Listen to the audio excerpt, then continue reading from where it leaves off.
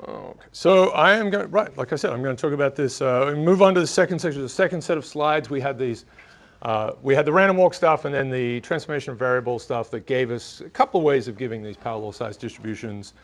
There are a vast array, but I'm going to give you, again, some of the big major ones to think about here. So this is, right, another way to get to power law size distributions. Okay, these guys. Pratchett, we've talked about Pratchett. So it's named after, it's a rich get richer model. I'll refer to it occasionally as Simon's model. We'll talk a lot about a couple of characters here. So Herbert Simon is often attributed, you know, it's sort of connected to this, but many other people, as I said, have kind of come up with versions of it. Famously in networks, which we'll get to later on if you've heard about scale-free networks, it's essentially this model recast in a network way. But again, a kind of rediscovery. And then we'll get to Mandelbrot, who's famous for the whole fractal business and for being Mandelbrot. He's a pretty opinionated character. And they had a pretty good tete-a-tete, or argy-bargy, or a little bit of a go at each other about their different theories, right? So this is going to be a competitive kind of random aggregation sort of thing, growing system. You're sort of competing for resources in some way, which will, and it's very general. And then Simon's will be an optimization thing. So there's no sense of optimization here, and there's no sense of growth here. Both of those things could be happening. So there's potential for a melange of these things. But Simon's a pretty great model. So we'll go through that first. So rich get richer is what I'm going to call it. You may have heard of other frames as cumulative advantage, which is de Solar price, which was built directly on top of Simon's work, and preferential attachment, which is what people say in networks. I should bring chocolate, but I thought 8:30 a.m. Class got too big. I would distribute chocolate. Anyway, sorry. Okay, I shouldn't tell you that. No, I feel bad. So I've got to buy chocolate. Okay, the rich get richer. So this is sort of this idea, you know, this is a little version of it, but it's a pyramid scheme situation, right? So if you come kind of late to the game and we'll show how this works in various ways, then things don't take off for you. But if you're in front, then you tend to accrue riches.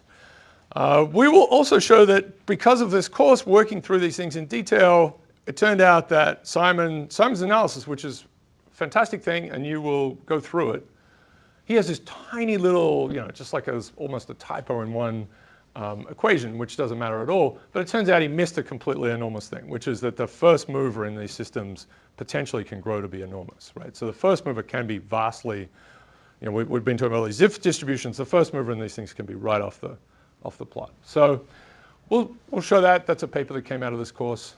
And it seems to me no one actually simulated this model. Because he worked it out in the 50s, and it's all math and so on, which is the right thing to do. But it looks like no one actually did that. And you guys get to simulate. It's a very simple, easy thing to do. As I'll explain, you can see how basic this model is. Okay, so as I said, random walks, that was it's a sort of a mechanism. It's a growth kind of thing. There's memory in it in the sense that you don't remember any of you remember all of your choices in aggregate, right? So how many heads and how many tails, heads minus tails. So you know we are right now, right? It's a Markov model. So it has this very primitive kind of memory.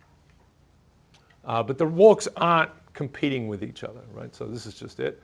We're just, as I said, yeah. So we're comparing across all these realizations. We're just allowing all of them. We're going to consider them all and say there's no real competition, right? They're not hitting each other or anything like that.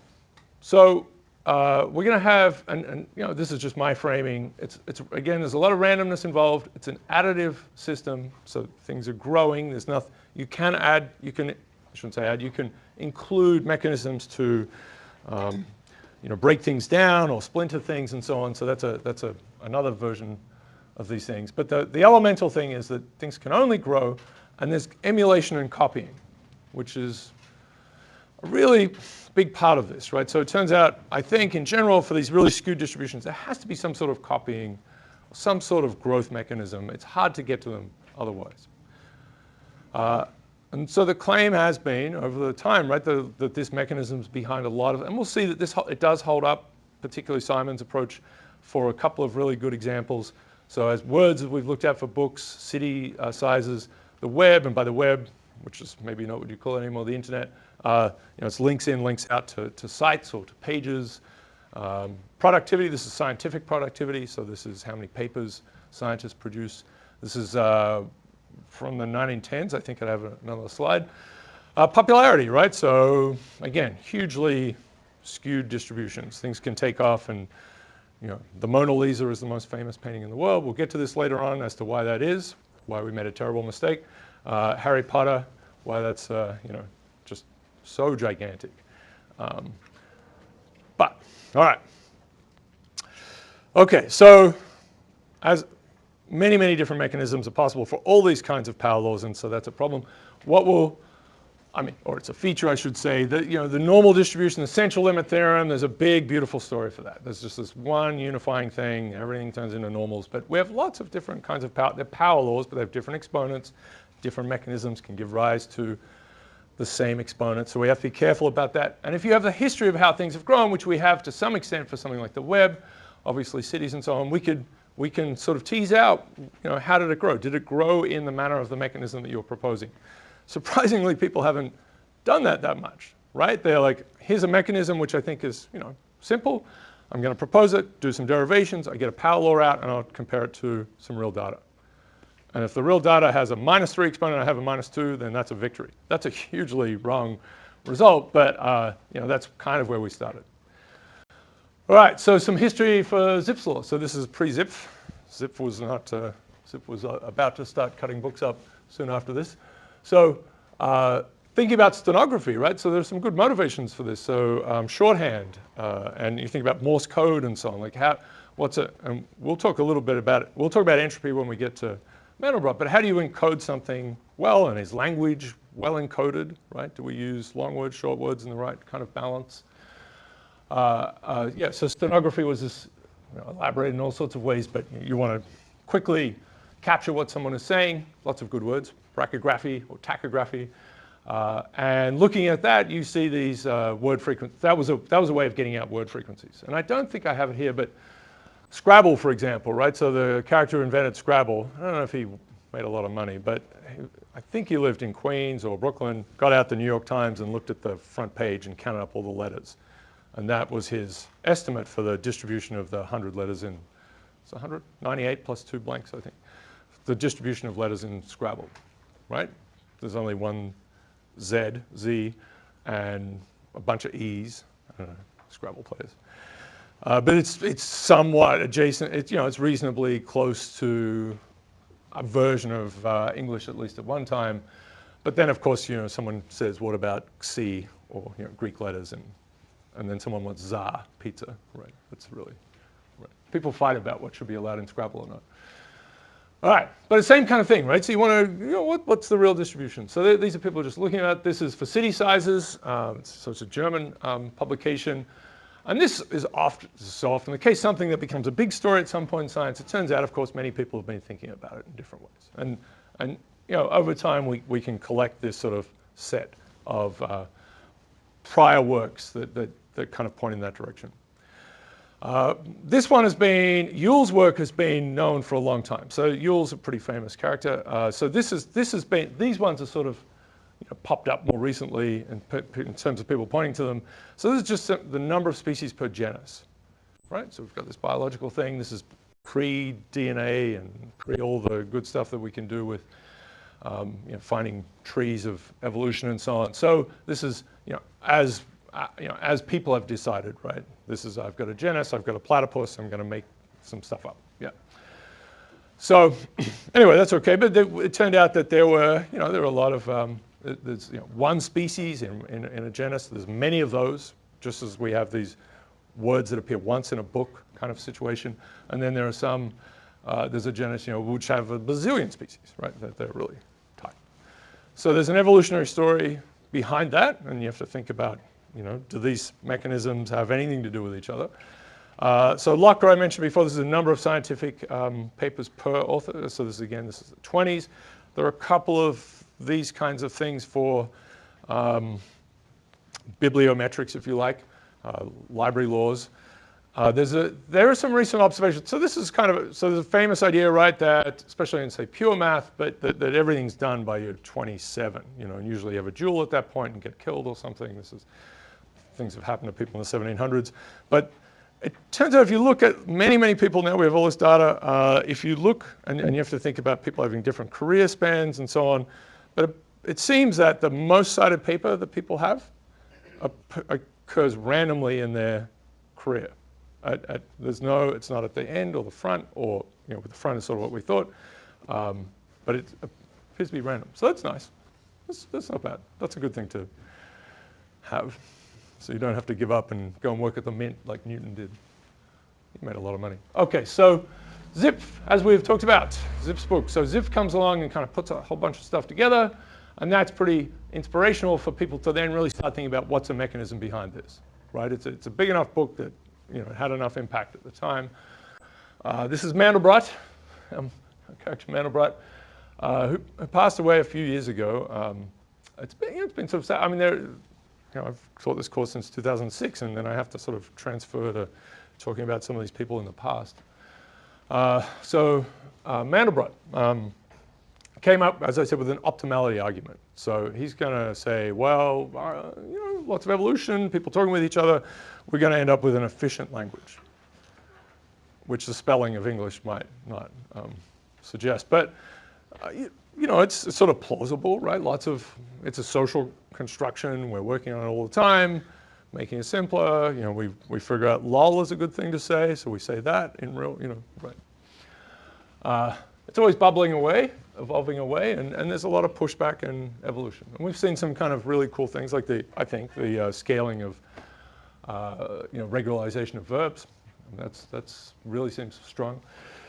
Okay, so optimality argument. And so it's going to be about communication, that the words you use have to be, pretty efficient. You don't want to have, all this trouble for the decoder. You don't want it to take too long. You want that channel to be not too overflowing with words. And so that's going to be about entropy. Right? If you just say one word over and over and over, that's very low entropy, but it's not going to work in terms of communication. And if you have basically random words coming out of you, that's going to be a high entropy thing, but it's not going to make any sense. So, it feels okay. Entropy isn't really a measure of complexity, though, so that's a problem. It maximizes on randomness.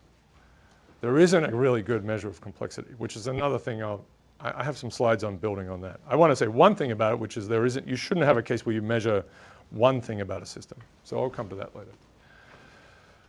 It's a trap we fall into. We like to say there's the effective temperature or whatever. It's ridiculous. Okay, so Herbert Simon. So this is a couple of years ago. This is a chapter in a book on communication. This is a whole separate paper with, as I'll show you later, a terrible title. It's just not exciting. The introduction is okay. So, but this is built around, well, look, we've seen these skew distributions appear for, so the Gaussian is this amazing thing that's sort of been discovered very strongly over the last couple of hundred years and elaborated. But now we've got these skew distributions to think about, and why are they there? So city sizes, income was there in his paper, the luck thing, and species per genus, which is Yore. So he puts these 5 things together and says, well, these are really different, right? So if there's anything going on here, it has to be a pretty simple mechanism that could have, some, you may have to modify it a little bit in detail, but there should be some kernel of a mechanism that we can get out. Or maybe not. Maybe it's all special and different. And anthropology is right. Okay. So de Sola Price I mentioned before, and this is also still back in the time, I think, where he would go off to libraries or force students to go off to libraries and count things. So they did a lot of, he's got, it's called Big Science, Little Science, or the other way around, which is a beautiful little book. Things like the half-life of journals. So you just go to a journal, and this is sort of what you really would do this. You could see all the journals, so it's sort of just right in front of you, edition 1, edition 2, all the years going back in time. And you could, with a lot of work, you could say, go through and enumerate write down all the papers, and then see which papers cited which papers within that journal, right? You could start to document that and write it down. Lots of writing. This is not all before really computers are taking off, maybe, because it was really done in the 60s. And then see, how far typically does a paper cite back into the history of its field, and how that varies across fields. So he was able to show that, there's a half-life that was changing and compressing potentially for different fields. The speeding up of science, right? There's been this exponential growth of science, and you could see this contraction. So you actually end up talking more about what just happened, right? There's more stuff going on, but the gap going, the distance going back in knowledge is, in some sense, in terms of time, is getting shorter and shorter. So lots of different things. But he was thinking about the number of citations people have, right? Just that. So again, a hard thing to document, but with the web and then with the Web of Science, which you guys use that, you probably use Google Scholar if you use any of these things. Web of Science is a Thomson Reuters product, which was the first thing to do this, right? You could look up a paper and then see which was amazing. You could see which papers cited it. If you want to do that in a library, that is like a game over situation, right? You've got your paper from 1942 and you want to find all the papers that cited in the future. You've got a library, so that's rough, So you lose your mind doing that, right? It'd be a Borgesian experience. But of course now we should be able to do it, and we did early on with the web coming online. People started to put all this this data up. So we can do this is his work has now been sort of repeated and done in fantastic ways for this incredibly rich data set that we have.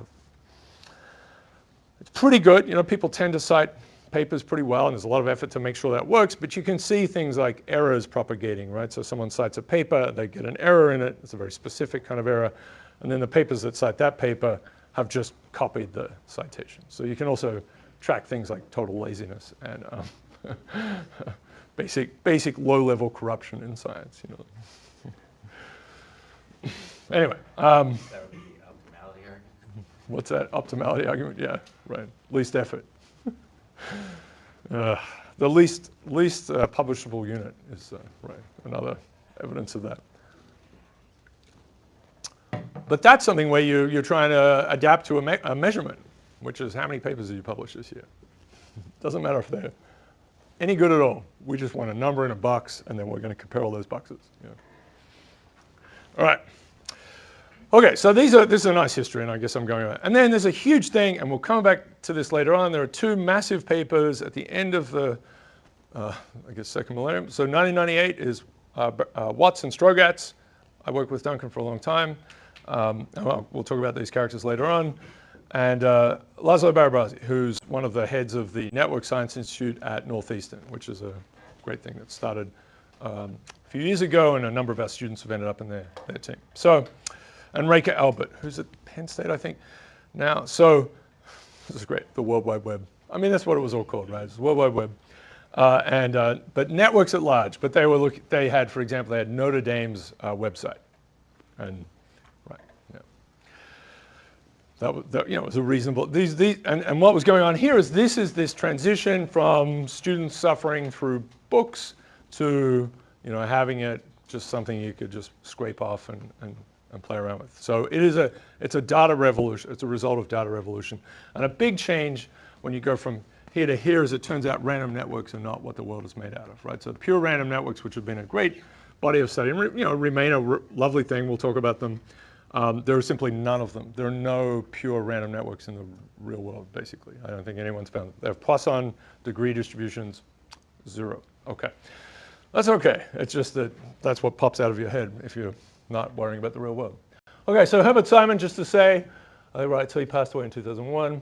He's a political scientist, sort of, but he was involved in all sorts of things. Most of his career was at CMU, Carnegie Mellon, in Pittsburgh, which is where my wife's family comes from. And just to say that, so they would say WWW, which is really enjoyable. Downtown, all sorts of good words. The Pittsburghers. Okay, so accents. All right.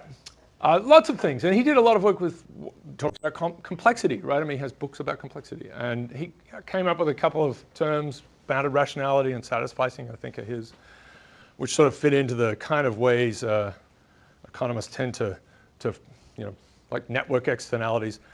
They mean something, they just don't have the ring to, I don't know, anyway. All right, yeah. 1,000 publications, let's enjoy his Google Scholar. That will be fun, yes. Someone, of course, has put this together for him. So this is pretty solid. It has 300,000 citations. And if you don't know about these things, let's look at let's just enjoy this for a second. So H-index is 174. So that means he has 174 papers that were cited at least 174 times. And Google added this. This is sort of a Google invention, which is the number of papers you have that are cited at least 10 times.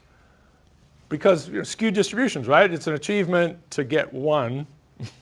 Because I think years ago, at least, I'm not sure what it is now, the mode number of citations for a paper was 0, right? That was the, it just felt, it's one of these skewed distributions, right? And so, or 1, it's just like basically, that's disappointing. But it holds for a lot of things that take off, right? So anyway, I think these are curated reasonably well. Sometimes these things go bad. Wrote a lot of books actually, but this is solid. This is a solid output. It's completely ridiculous. Anyway, so he got a Nobel Prize. I think that's down here. So lots of other things he did. Nobel Prize in '78, actually. So that's a while ago. I think he was considered a little bit of an outsider character for economics too. So good for him.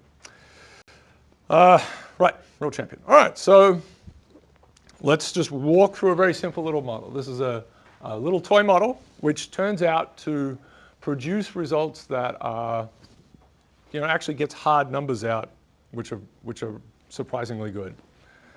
Sometimes we make toy models, and we'll talk about a number of examples as we go through. And I kind of would like to have a great set of slides on this. We're just sort of touching on them. I don't know if you've heard this term, toy model. It's a bit of a physics term. Yes, you agree? It's a physicsy kind of thing to say? No? Toy model is just a simple, really simple, bare bones model. It has 2 or 3 ingredients. Very easy to explain. And maybe you have to simulate it, but maybe it's like a little like cellular automata if you've seen those sorts of things, or like this will be.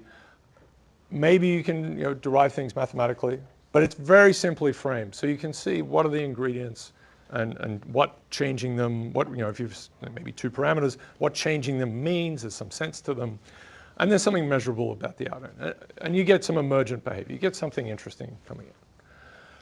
What the great power of toy models is, I think, is to move us away from what we might intuit about systems in particular, because we're pretty bad about thinking about groups and how they behave, collective things. It's just hard. We're good at individual narratives, and we tend to impose them on all sorts of systems. Come back to that. Anyway, so this is a kind of a toy model. It's not necessarily meant to, it's not like fluid mechanics, and here are the Navier-Stokes equations, and we're going to model how stuff flows around a plane or a ship with a lot of pain. But, in principle, we're going to do the right thing through a pipe. It's a toy model. But having said that, as I said, it will have a lot of payoff. So that's always a spectacular achievement. So it does say elephant, and it's because I accidentally said elephant instead of element. So I'm just going to sort of try to say one of these words. But the idea is it's an element, it's got a particular flavor at t equals 1. So you can think of different things. It could be the first person in a city, right? So there's no one in this land, and someone moves in and says this is going to be a city, right? And so that city has a flavor. They put on a t-shirt that says this is my city. All right. Or it could be a book. This is a terrible way to write a book, right? It could be the first word in a book, like call, right? Which book is that? Yes, right. Okay, so that's pretty fantastic, right? So, which is, right? No one's read it though, right? Because it's... I read the first chapter. It is itself, and this is a Colbert joke, it is a metaphor for suffering. Reading Moby Dick is a metaphor for Moby Dick. All right, so you learn a lot about whales every second chapter. So, okay, time 2, 3, 4. We're just going to have this little clock. Very, very simple. You can see, I'm sure you can think of all these sorts of ways to elaborate this, but we'll just keep it in this little box. We're going to add a new elephant, and it's going to have a different flavor. We'll think of colored elephants, right? Different chartreuse elephants and all sorts of things. So we're going to add a new one, and it could be a new word, or it could be we create a new city, or we're going to add a new elephant. So there's going to be something about the cities versus the individuals, and we have to get that right. So with probably row, it's going to be a new elephant with a new flavor. That'll be a new city, right? We're going to put our person in a new city. Or it's going to be a new word that we haven't seen before, right? So me. And with probably 1 minus row, you choose something that already exists, just randomly choose something that exists in your little population, and we've got them all ordered because there's time 1, 2, 3, 4. They're just sitting there. I know I'm sort of talking about cities in space, but we're just making a line of things. And it could be just little colors, right? That's all you can do. You just like color the first box. It could be boxes. Color the first box yellow, and with probably row, let's say it's, this is typically low, we'll just make the next box a different color. We have all these other colors over here. With probably 1 minus row, we will just choose randomly from all the colors we have and just copy it and put it in the next one. So at the very start, if we did this with Moby Dick, it's not a good way to do it, we'd write call, and then we'd write call again, because we only have one to choose from. Right, there are two, this little algorithm branches here. If we're going to copy one that we had before, we just copy that.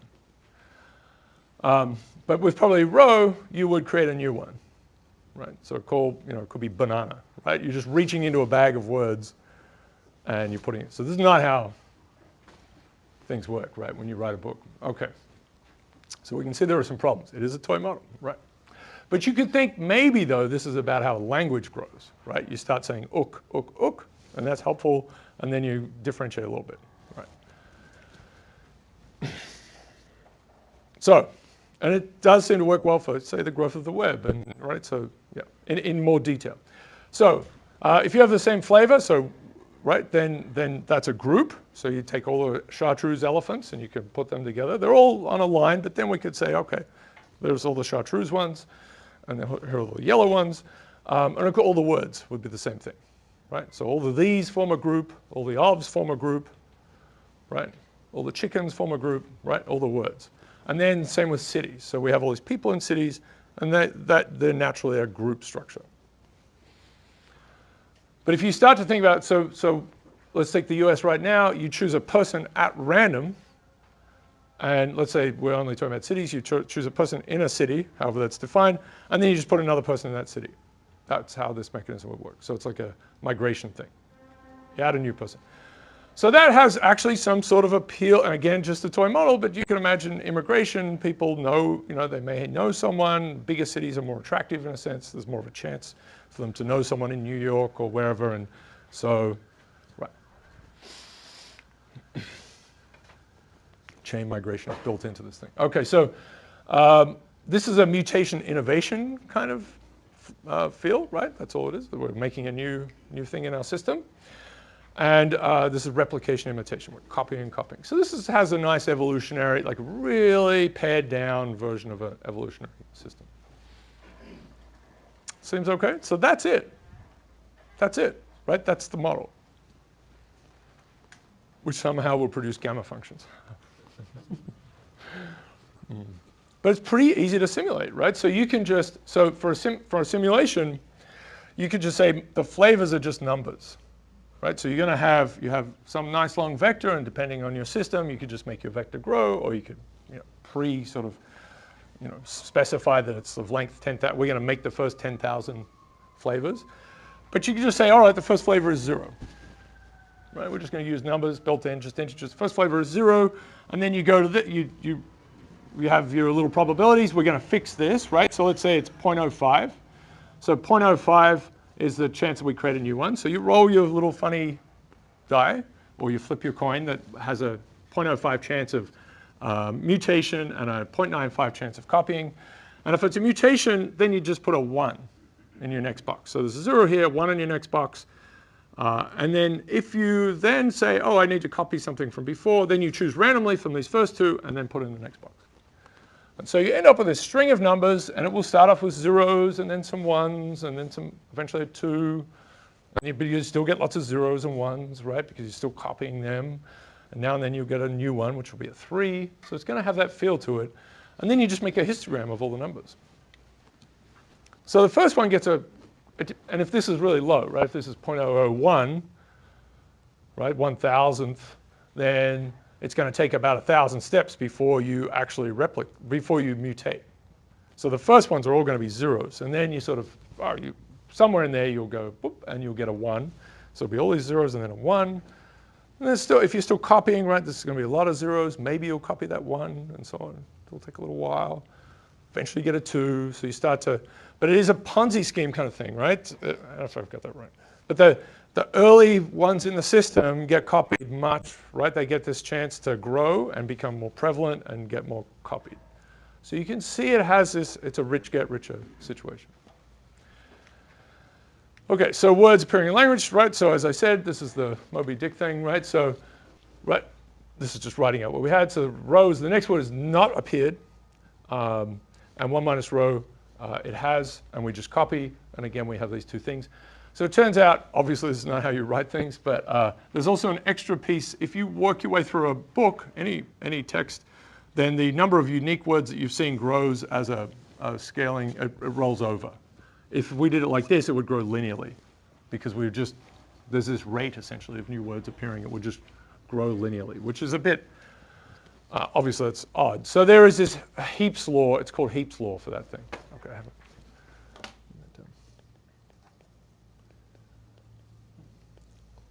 Which sounds like it's heaps good, but it's named after heap. I really don't think we should name things after people, but maybe you differ on that because you want to have something named after you, but I think it is silly. I think we should name it after what it is. The normal distribution versus Gauss, great for Gauss, but you know. Usually you find out they were a terrible person at some point, and it's all very embarrassing to us. So we could use it like that. This is it's a terrible way to write a novel. Right. Just to sort of there's one picture here, maybe to help you one last step. So we've got 21 words have appeared in our novel. They are actually in sequence.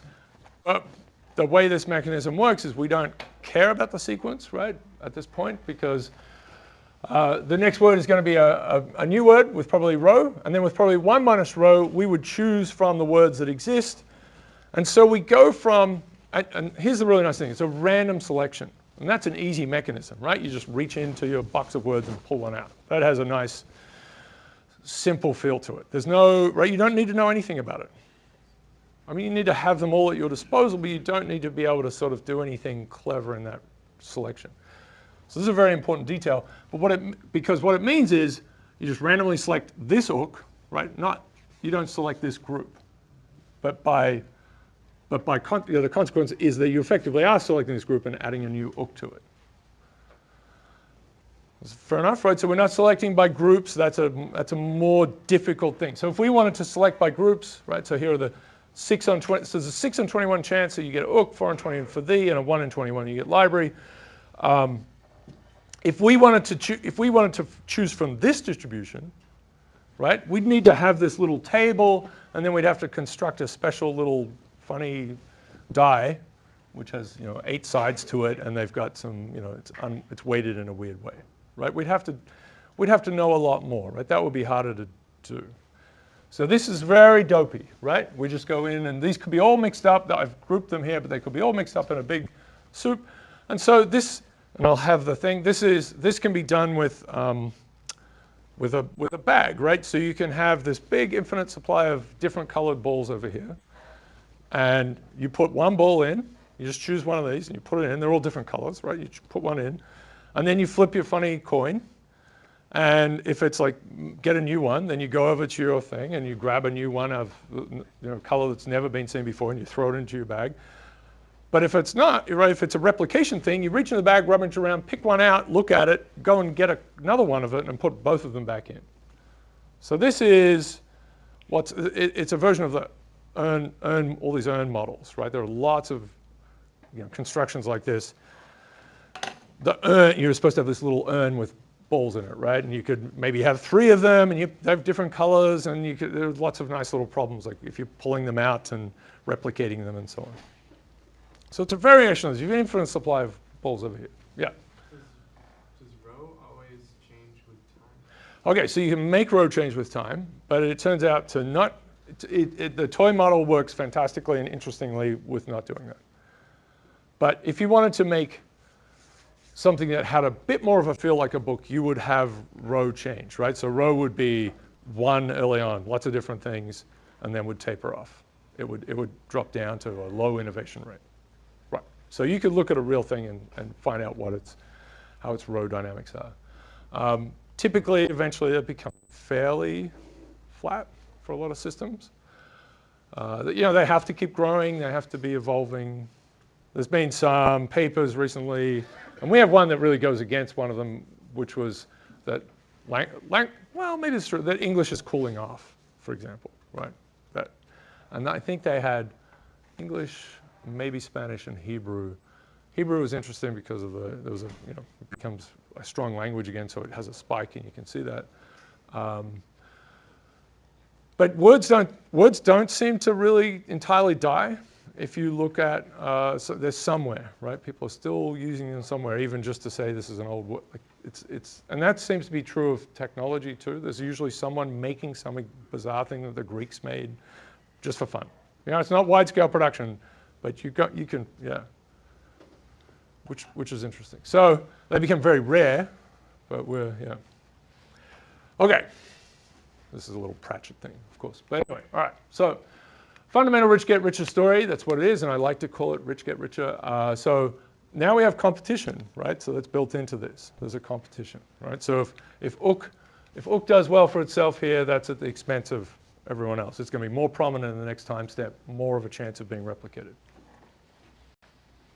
So how do we feel about this model? Not bad? Okay.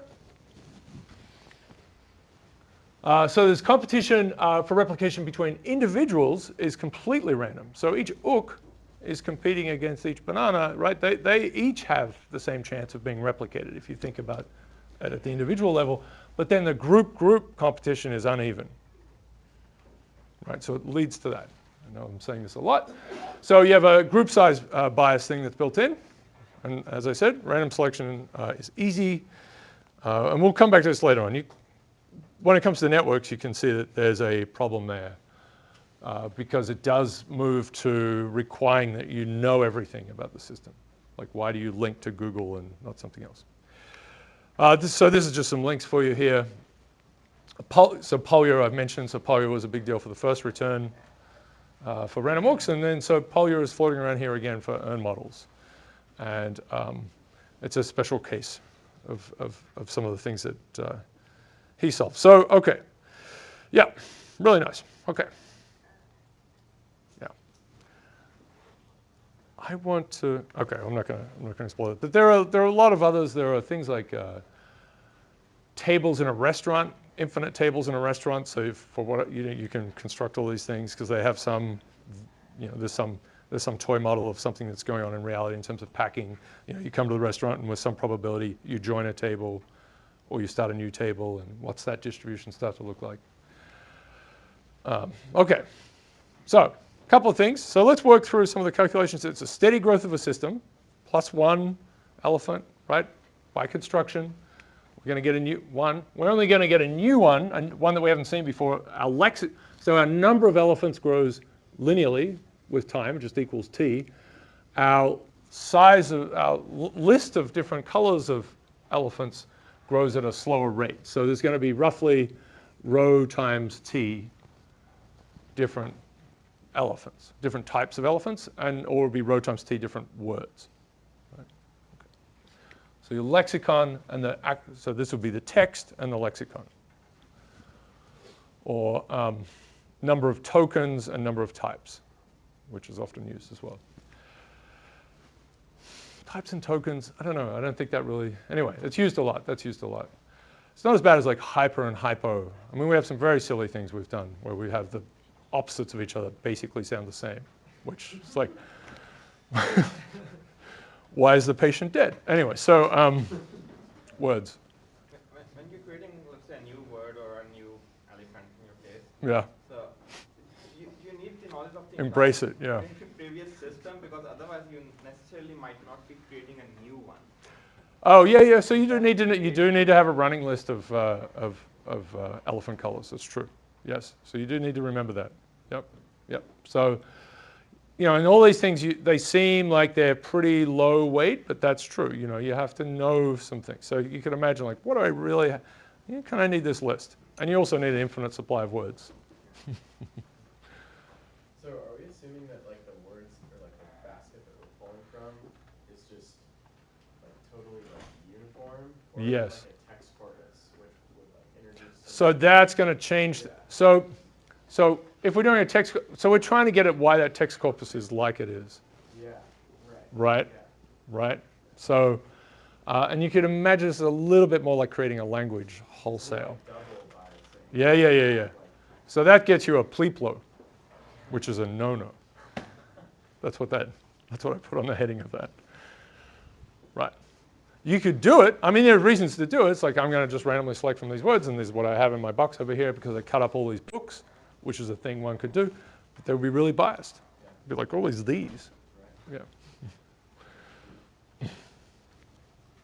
If you're Russian, you just throw them away. Yeah. Okay, so you can add these things. I said we can get rid of. That sounds a little rough, but we could, delete individuals or groups, or they could move between groups. They could swap teams, right? And if we think about networks, you could have rewirings could happen. You could make all sorts, which starts to feel more like what happens, So, imagine this little social network growing. People meet each other, or like a group comes together for the first time, like the start of school. People start to connect with each other, but not all those links will stay, right? So, how do you do that? Variable innovation rate row, right? So, like you asked before, you can certainly add this, right? But we're going to keep it as a constant. And then you can change this. So this is an interesting detail later on. What's really happening here was we're getting a linear selection bias for group size, right? So if this group if this group is double the size of this group, it has twice a chance of getting the next elephant. But we could say, let's not do the random selection thing at all. Let's go by group size and say the probability that a group gets a new thing is proportional to the group size to some power that's not 1. It could be superlinear or sublinear. And I'll touch on those later on. They have some very, very different behaviors. So it turns out this linear thing is it has a very nice, simple explanation for why it could work, right? It's easy. There's no great burden. You just randomly select things. You don't need to know all the groups. So these other cases where you want to have a superlinear thing or sublinear thing, you need to know all the group sizes right now, raise them all to their power, add it all up and divide by them, make this probability distribution, and then select from that. So that's a lot of work, right? It doesn't have a simple way of someone sort of bumbling in and randomly selecting things. But that gives you, as soon as you get away from this linear, I think I should say this now, and I'll repeat it, as soon as we get away from that linear selection bias, as you go to superlinear, suddenly the rich get much, much richer, right? So it really accrues to the first people or the first elements. And once it's like to the power of 2, then there's really just one node that gets everything, or one group that grows enormously. If it's sublinear, then you still get power law kind of things coming up, but they're truncated. And there are some complications. But you get a power law, but it has a little shelf. So no, you can't get too far ahead. Progressive taxation, I think, is what that is. Okay. So as I said, the mechanism then is not as simple. Krugman, right? So we could bash Krugman a little bit, but this is a nice one from him. So I first found out about this work from this book of Krugman's, which is this tiny little thin thing.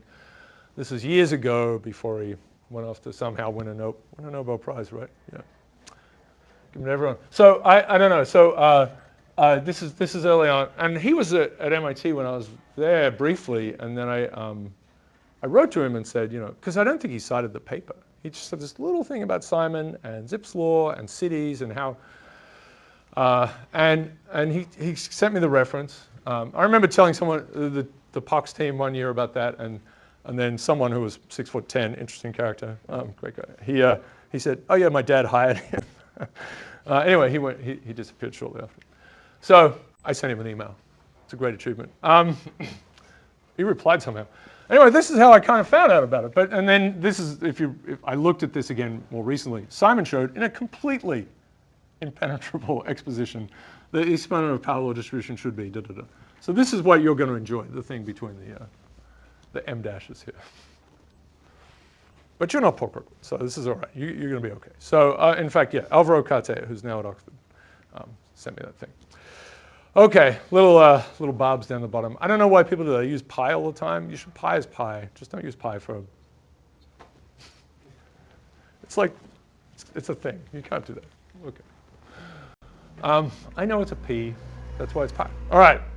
Okay, so let's sort of work through in the last remaining bit. We're going to set up, we're going to sort of move through this problem and see what we can do with it. So there are different ways to think about this, to tackle it analytically.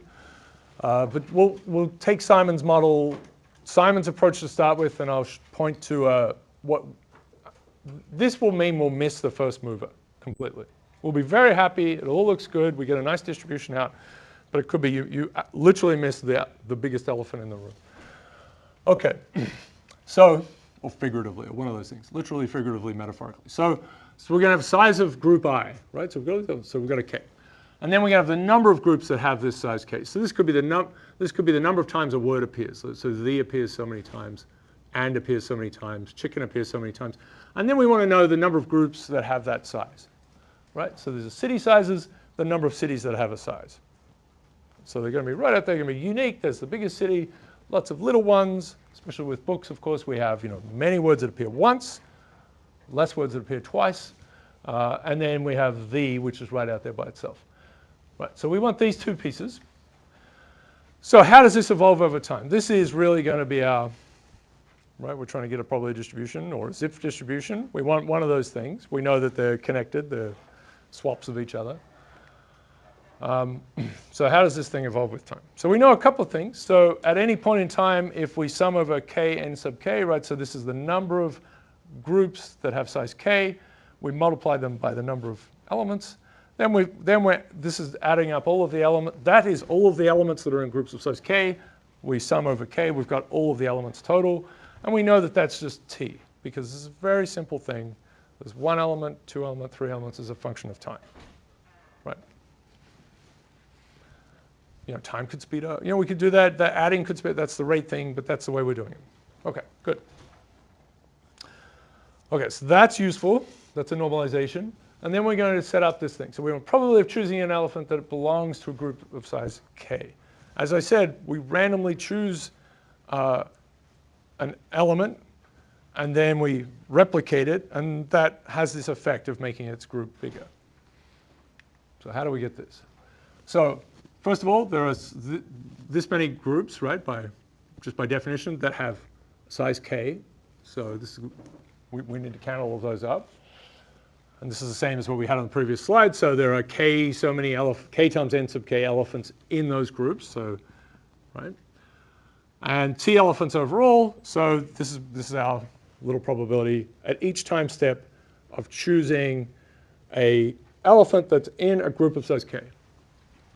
Right. So we don't care, if we take all the groups that are of size 7. It doesn't matter what their colors are. We're not thinking about that. We're taking them. We want to know if this group's of size 7, or this one, or this one, all of them one of them gets replicated. Because now we know that one of those groups went to a group of size 8, and that's the accounting we need to make. So it means we lose a group of size 7 and we gain a group of size 8. So that's the little thing we have to account for. Does this seem okay? Right.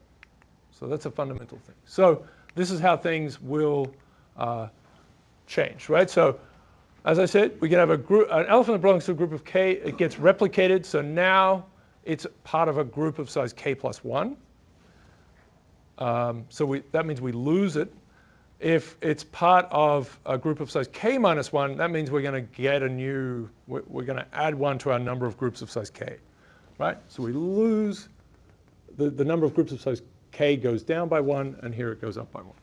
So that's the simple thing. So the number of groups of k, size k, times t plus 1, what we had before, we lose 1. And this happens with this probability. So there are a couple pieces here. 1 minus rho was the thing we introduced at the start. If with probability rho we make a new one. This is not happening. With probability 1 minus rho we do the replication. So that has to be the case. And then this is the probability of choosing a group of size k. Right, so two steps. Right? There's that preliminary part of the algorithm, which is right. Okay. So here we get one more group of size k because it came from a group of k minus 1, got a little bit bigger, so that changes positively. And it's a similar looking thing. We had to be replicating 1 minus rho, And then we have to be careful here. We're choosing from a group of size k minus 1. So if we just look at our little probability, it's k minus 1 times, and it's nk minus 1 here on the, this piece. Right? So we just replace k with k minus 1. So this is a reasonable setup. So we can kind of start putting these things together. These are exactly what happens in both of those cases. And we're going to make some sneaky approximations.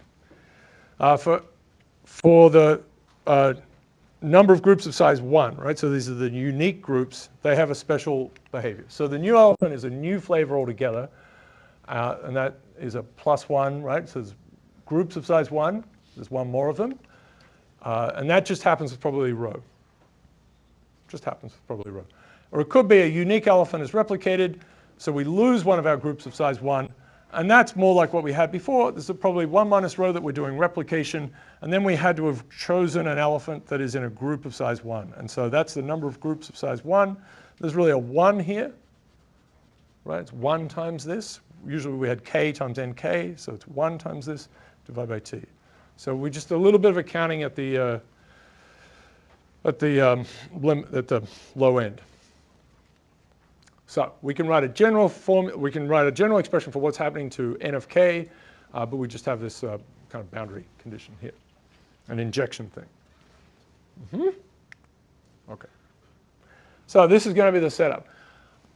This is what we expect. This is an average, right? This is what we expect to happen for the number of groups of size k as we go from t to t plus 1. So this is the change in it. This is the difference, right? Number of groups of size k at time t plus 1 minus the number of groups of size k at t. This is what we expect on average to get. We have to have replicated. That's a 1 minus rho thing. And then we get 1 with this probability, and then minus 1 with this probability. So this is what we expect to happen. Right? These are the two pieces we had on the slide before. This is the top piece we had. We lose 1 because it went from a k to a k plus 1 group. And we get 1 more if we had a group in a k minus, an elephant in a group of size k minus 1 replicating. So now it's in a group of size k.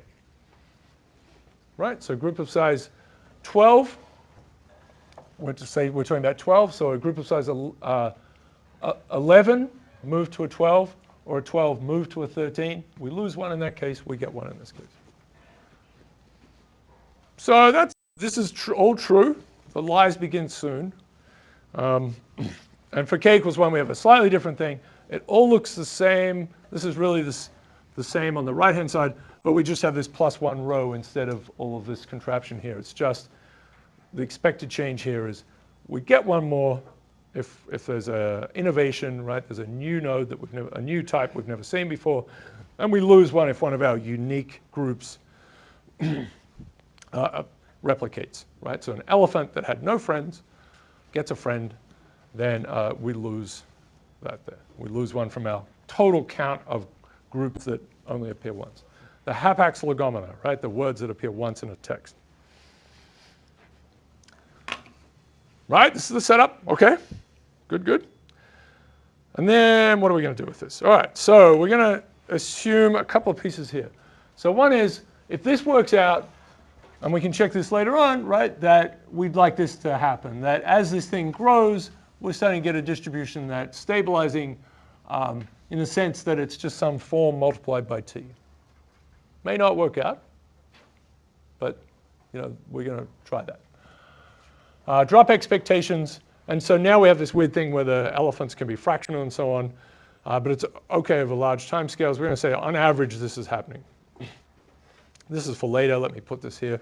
This is the number of groups that have size k. Yeah, that's fair. Right? This is simply a number of groups of size k. Rho times t is the number of different groups. That's the number of, because it's the number of actually unique elements. And if we put this piece in here, this little nkt, right, we're assuming that. So this is now the thing that's varying. This is just a straight t, multiplying it. Those cancel, and we get a simple thing here. All right. Don't have to worry about that yet. All right, so we had all of this on top, and we're just going to drop it down to 2 pieces here. We're going to say just drop the expectations. We're going to say it's just growing incrementally by this fraction, and hopefully the equations will sort of carry this error we've made, and kind of it'll be okay. Simple thing happens on this left-hand side. This is a t plus 1 here and a t. So, and they're just multiplying, right? This isn't a function. This is just a number times t plus 1. And this is just that number again times t. So these pieces cancel, right? They're gone. So it's just nk on the left. And then we've replaced these, the number of groups of size k minus 1 and size k as just the simple number times t. Again, simple times number times t, so they cancel. This may be hard to see at this point, but if we didn't have this simple linear thing, if we had groups being selected by some power that was not linear, this is much more complicated, right? You can't do all this magic. Things don't clean up quite as well. But what you can see at this point is like this was an okay assumption to make that the number of groups is scaling or just growing linearly as t, because this is cleaned up, right? There's no t sitting in here anymore. This is just an n sub k here. Things have cleaned up pretty well. We've got our 1 minus rho here. Some k's are sitting around.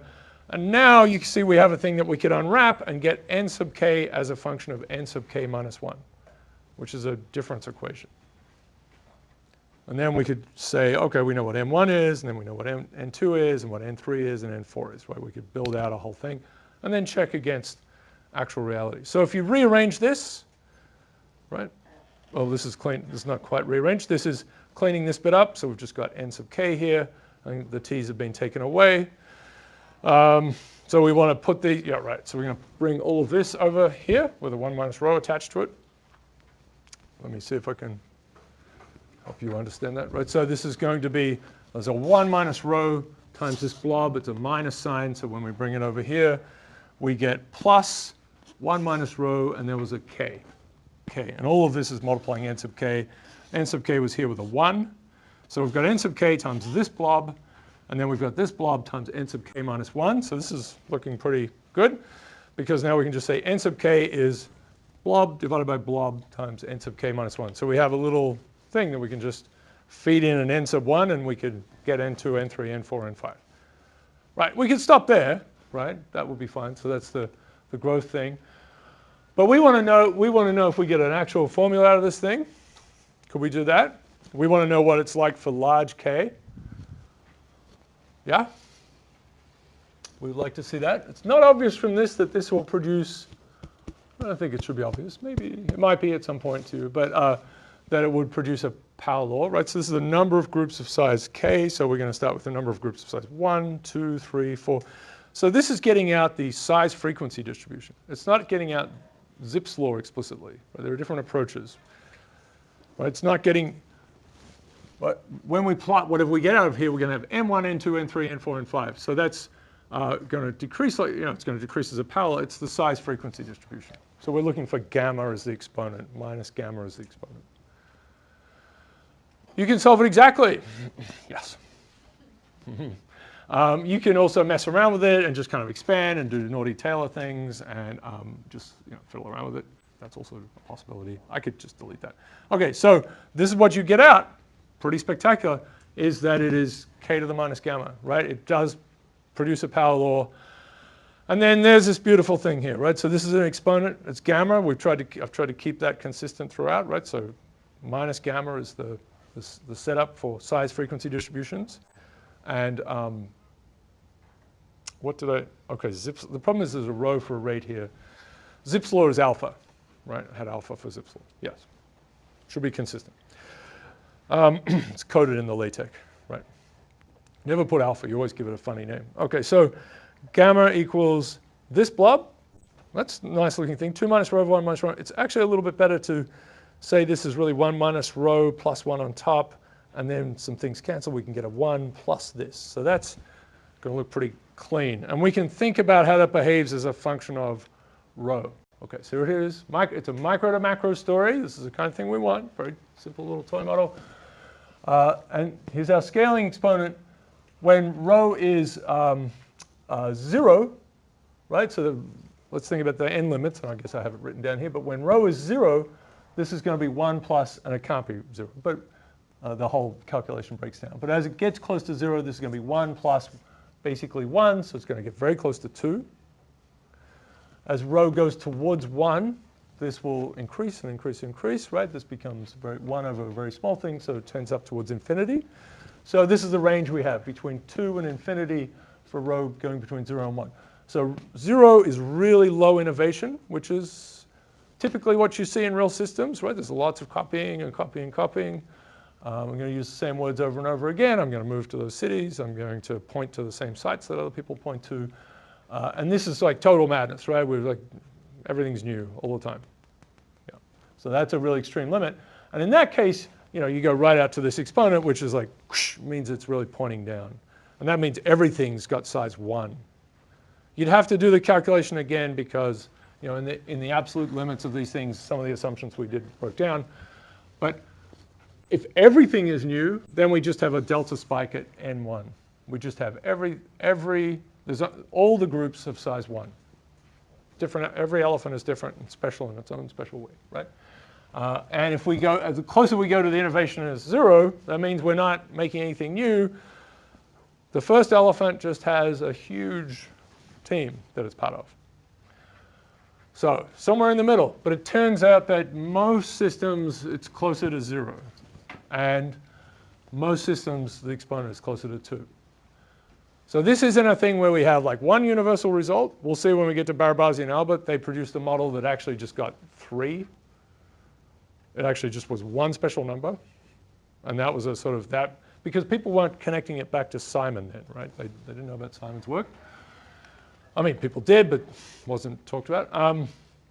And these are these points, right? So rho is approximately 0.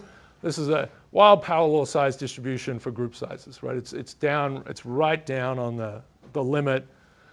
So gamma equals 1 is the extent of what we can have. That's the normalization doesn't work anymore. Gamma equals 1.5 is the random walk first returns, infinite mean. Gamma equals 2 is that cusp between infinite mean and finite mean. Infinite, right? And then 3 is where variance flips from being infinite to finite. So that's a pretty serious situation. And it's also Zipf distribution is about 1. Okay. So as I said, this is the high innovation rate. It's a very steep exponent. All of them have different flavors. Okay. So it's a tunable mechanism. And it has a whole suite of universality classes. Beautiful thing. This is a fantastic thing, fantastic. So it's a 1955 paper of terrible boredom.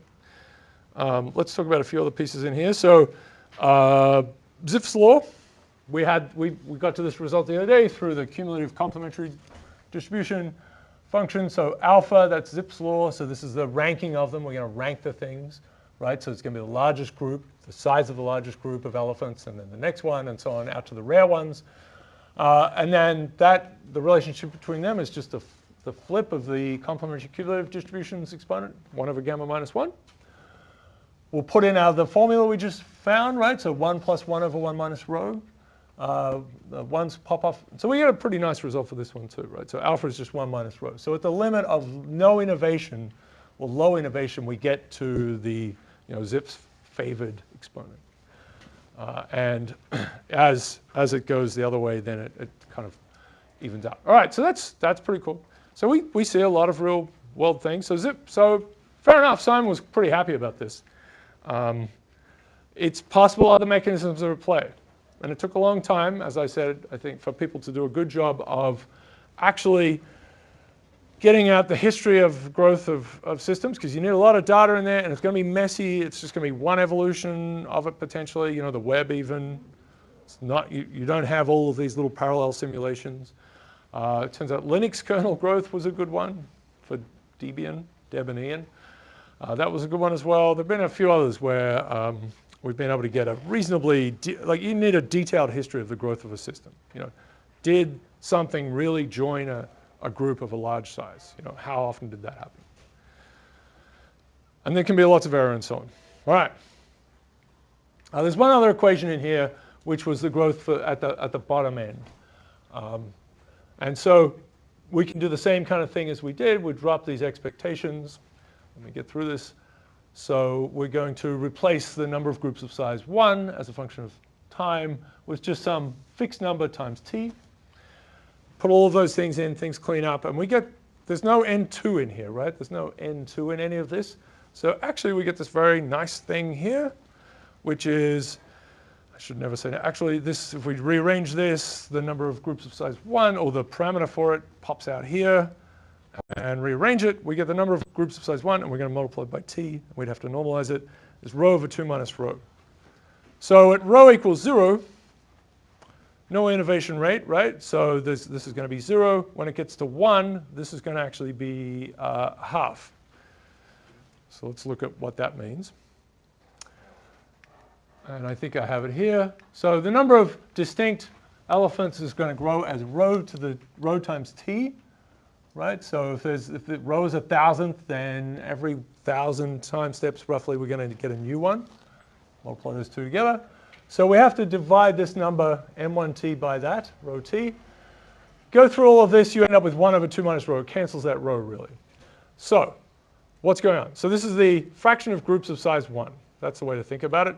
So for small rho, which is typical, the fraction of groups of size 1, or the words that appear once in a book, or the cities, or not cities at this point, but people who live in the woods by themselves, right? The fraction of people who do that is, or the fraction of groups that have one person in them will be a half. And the thing is, it bears out really well with books, for example, even though it's not how books are written. And the odd thing is now we're at both ends of this distribution, right? We've got the tail of the distribution, and then we've got this top end of it. So usually a lot of theories just produce maybe a tail, and we're very happy about that.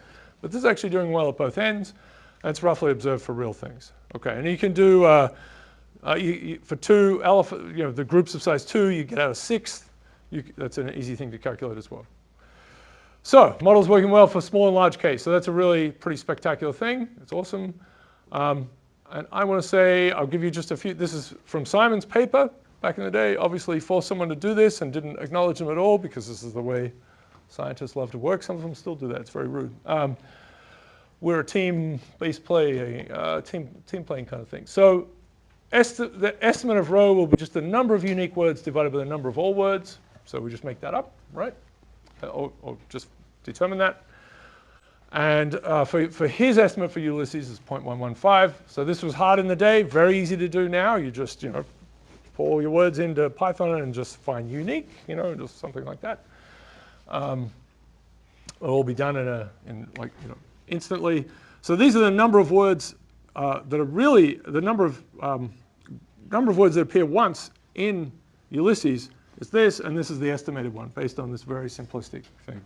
So these are really good, right? These are pretty spectacular. So, and that was his test. It was pretty good. I'll finish with this.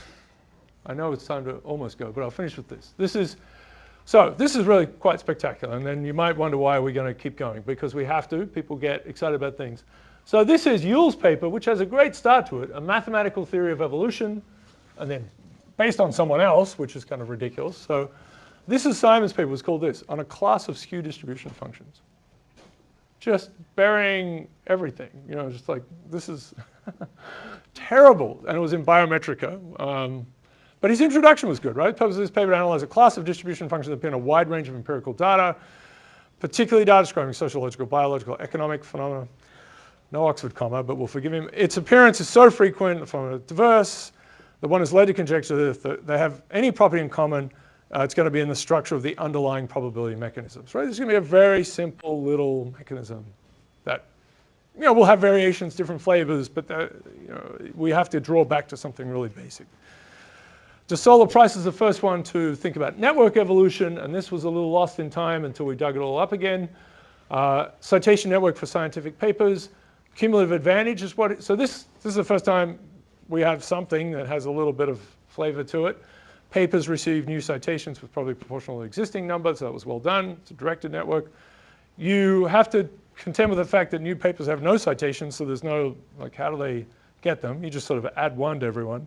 And the selection mechanism is much more complicated here. But we'll get to that too. Merton.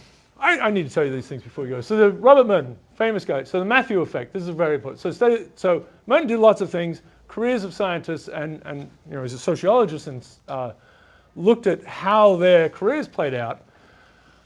And as you might understand, right, or guess, right, career goes to the people who are already famous. So if you do well early on, things take off. And he called it the Matthew effect, right? So this is a better, we've got cumulative advantage, Matthew effect, bit of a stronger branding. That's from the Gospel of Matthew. For everyone that hath shall be given. But there's more in this, right? This is not the entire mechanism. So it's not the full Matthew effect. But from him who hath not, that also will be, seemeth to, I can't say it probably, to shall be taken away, right? So it's the poor get poorer. That's not built into this one. That's actually a little worse. Cast the worthless servant into the outer darkness. We don't have that in our mechanism. Their men will weep and gnash their teeth. So that could be a good project. You could add gnashing of teeth to Simon's model. Hath is a suggested unit of, right. Merton, you need to know these things before we go. Merton was a catchphrase champion. Self-fulfilling prophecy is Merton. Wow. Role model. Unintended consequences, or we called it unanticipated. Focus interview became the focus group. So he sort of conceptualized all sorts of things. And his son won a Nobel Prize in economics. That's Black-Scholes, random walks. Yeah. Okay, last one for you. I know, I'm sorry. But Barbazi and Albert, so the thing about the web, they basically, it's a version of Simon's model. It's not quite the same. They call it preferential attachment. Undirected networks, so no one's even pointing to anyone. They have a selection problem, and I'll talk about this more and more. Maybe I'll come back to this on Tuesday. Sorry for going over time there, but that's just a good thing to end with. And the next session will be Mandelbrot's fight with Simon. Mandelbrot was right because Mandelbrot said he was right. And it's that kind of thing. All right, people. Sorry. Thank you. Thank you and sorry. Office hours. Okay. All right. Team. So, Rich Get Richer is the story of the last lecture, and it will be again today. But we'll have a different approach to how it, from Mandelbrot, as to how we get there, right? So, super interesting thing, very powerful mechanism, enormously prevalent kind of feature of a lot of, especially socio-technical systems, but all sorts of systems, these skewed distributions with heavy tails, often related to success in some way. So I'm going to talk a little bit more about that at the end of these first slides. So let me just say where we are, right? So the website still exists. I've been upgrading the slides, so there are more slides now. I split this one into two. This kind of happens as things go along. This is now two pieces. There are 3 parts, I guess, now for mechanisms giving rise to power law, size distributions, so many interesting things. This will be a piece where we come back to talking about fundamentals in general, right? So there's going to be some good stuff about emergence, and then stat mech. And so there's a really kind of some big principles in there. And then a really enormous story here. And these things are coupled together. This is actually from Coconuts, my complex networks course, but I've shifted it into here. So about robustness of systems and how a lot of systems seem to compartmentalize themselves to minimize risk in some way, right? So the emblem for not doing that very well is that thing. Okay. All right. And then there's a whole section that comes after this, which will be about networks, and then we'll get to things like contagion and spreading, and then fame and stories and why billions of people can be harmoniously wrong, which is a good thing to know about humanity. All right. It's true. We proved it. Okay. All right.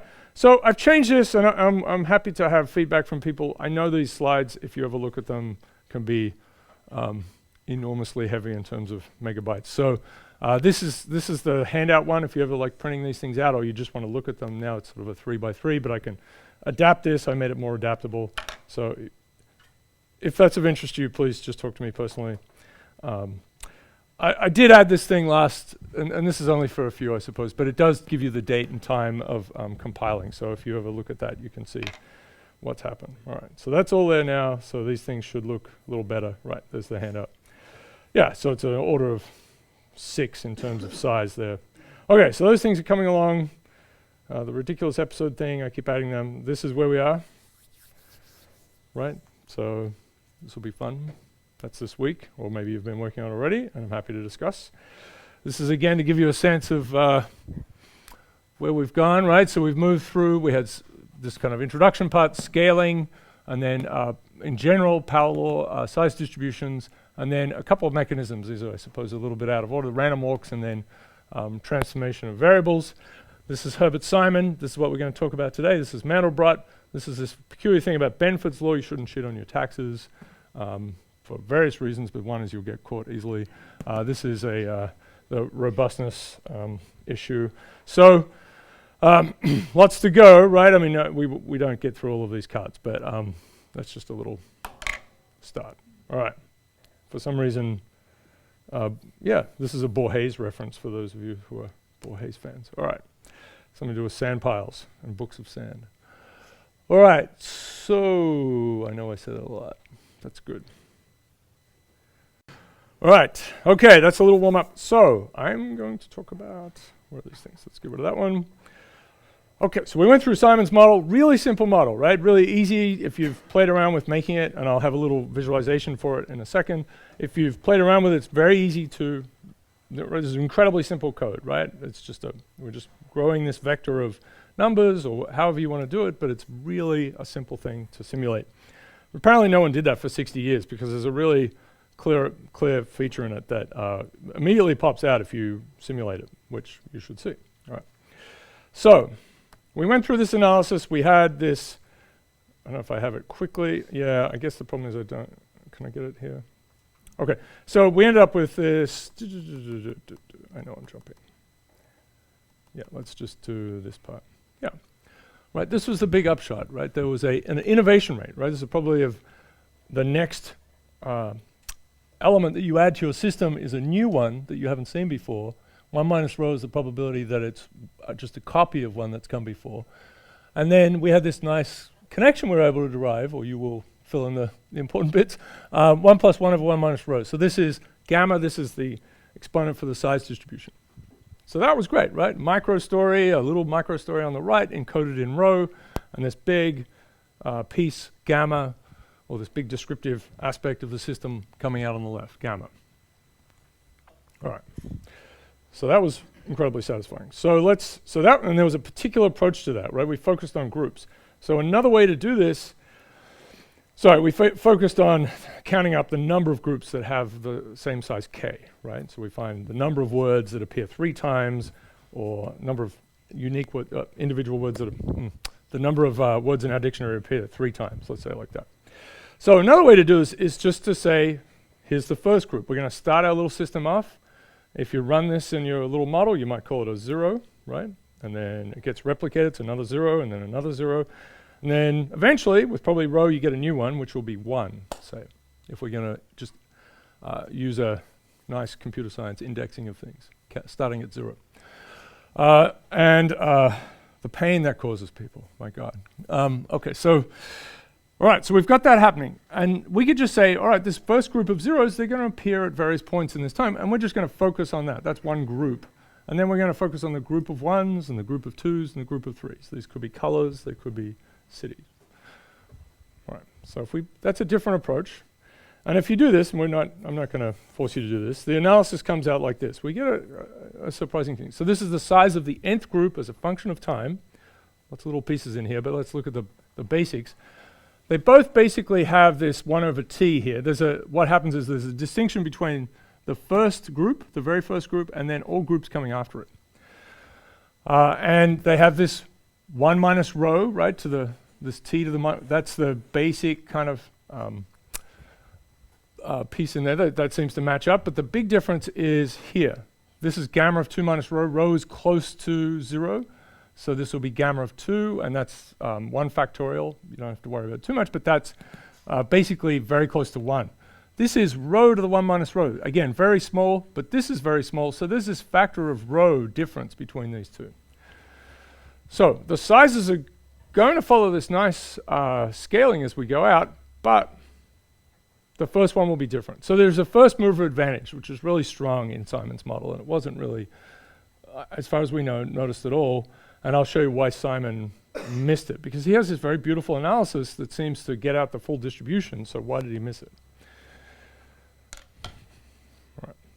Okay, so the first mover has this, so if you think about this, this is a a row, just this is very small, so this is basically a factor of rho, and really that's the big difference between these two is this factor of rho between the first one and all the ones that come after it. Should we worry about that end? I don't think so. Yeah, that's good. And then, so to get from here to here, you'd have to divide by rho, right? So that's potentially very large, right? So rho can be a low innovation factor, means this could be large, all right? So it means the first one will stick out. And that's this, right? So the first element is truly an elephant in the room, all right?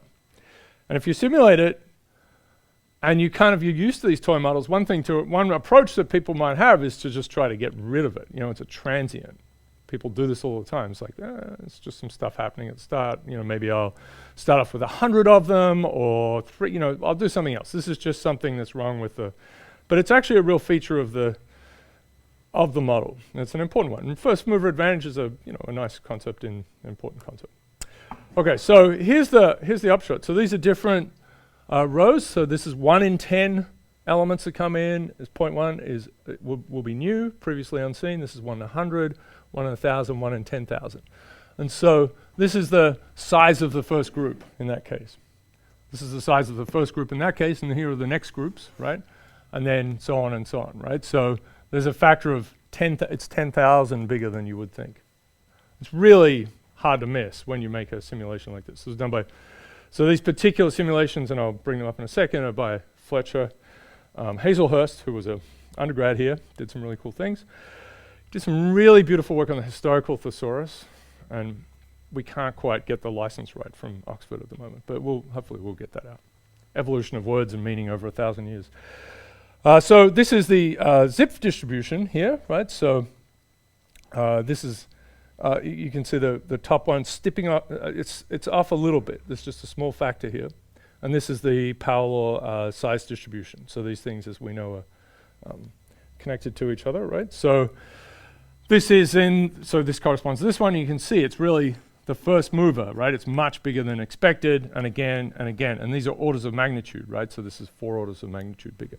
So it's hard to miss, right? If you ran this thing and your first city or whatever it is in this system will be gigantic, really, really big. And so that first one, of course, it's sitting there. If you've got this 1 in 10,000 chance of adding a new one, typically there's going to be 10,000 of these things made before you add a new one, on average, right? You're going to flip this funny coin that has a 1 in 10,000 chance of a new one. But most of the time, you're just replicating, and you only start with one group, one type. So you have to replicate that one. So it's like 0, 0, 0, 0, 0, 0, 0. And eventually, on average, about 10,000 time steps out, you add a 1. But then, even then, you start to replicate. Most of the time, you're going to be copying from what you've had before, and you've got this sea of zeros and a 1. And occasionally, you'll get that 1. Okay. Right? And occasionally, you'll get a completely new one, and that'll be a 2. So let me see if this doesn't break everything. Okay, so we try to do this because papers should be apps in a lot of ways, right? And we're still in the PDF world for papers. So we try to always add these online pieces. Okay, so it's got a nice little explanation thing. Andy Reagan put this on. So this is our innovation probability. You can play. It's very nice. It's a nice little explanation thing. So this is the next, pause. Okay, so restart. Okay, I don't have to do that. So let's restart. So what's going to happen is this is a 0.01. And so you can see the first one is huge, right? It's huge. And then this is the Zipf distribution that's popping out in real time. And so you can see we could, in the plots in the paper, we kind of drew a little penumbra around this thing to make it clear. But yeah, right? So simulating, it's always good to, look at data, simulate things, yeah. Yep. After you get the first group, then, after you get a second group, the first group then have only 1/2 chance of increasing, right? Okay, so to start with, it depends, right? So let's say you've got a 1 in 10,000 chance, right? So you make all these zeros, and then you make a 1. Yeah. These are just going to be the labels for the group. But now if you replicate from this set, you're just going to copy randomly from here. So the chance of copying a 0 is really enormously high. Yeah, it's not if you were just choosing groups, if we're choosing from groups, there are 2 groups at this point. If you randomly choose from a group, you're right? 2 groups. But you're choosing to copy it. Yes, exactly. Really, really important. Yes. So this is the 0.1 one. It's probably, machine is starting to make a noise, right? Yes. It's like it's encoding video. These were ridiculous figures. They really were. And like it, in the page when it opens, it has to think a lot. That was egregious. Anyway, it was a really nice simulation D3 thing. And you can see it doesn't step off as much. Okay, so not to confuse things, but it's possible, even in this like a 1 in 10,000, that you straight away get a different group. And then that will complicate it, right? So it's very rare, but it's possible to start with a 0. Whatever the chance of the next one, you get a 1. And then suddenly, those things are even. So, restarting this one, this might... Oops, is it dead? No, it's okay.